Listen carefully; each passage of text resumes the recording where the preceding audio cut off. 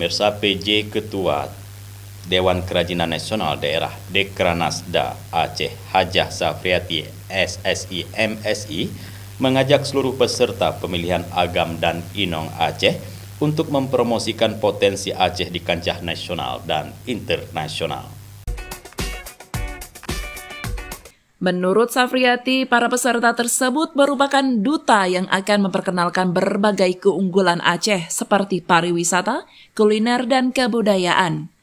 Safriati menyampaikan hal tersebut pada malam penobatan Agam dan Inong Aceh tahun 2024 di Gedung AAC Dayan Daud USK, Sabtu 24 November 2024, yang turut mengumumkan pemenang Agam Muhammad Faiz Al-Kirami asal Aceh Besar dan Inong Syarifah Kadriah asal Aceh Timur setelah bersaing dengan 19 duta wisata lainnya.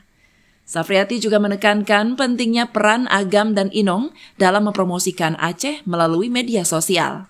Ia meminta mereka untuk secara rutin membuat konten tentang keunggulan Aceh dan mengunggahnya di platform media sosial, mengingat dampak besar yang dimiliki media sosial dalam menyebarkan informasi secara luas. Daripada Aceh, Tim Liputan Aceh TV melaporkan.